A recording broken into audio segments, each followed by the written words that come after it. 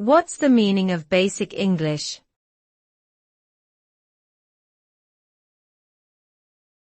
Basic English.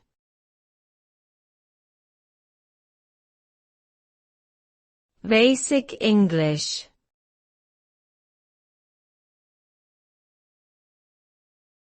Basic English.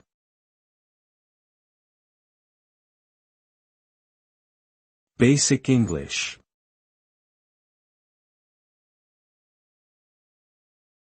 Basic English refers to a simplified version of the English language, which uses a limited vocabulary and basic grammar rules.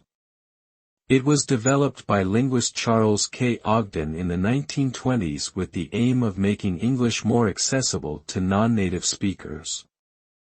Basic English consists of only 850 words and is structured using common word roots, prefixes, and suffixes.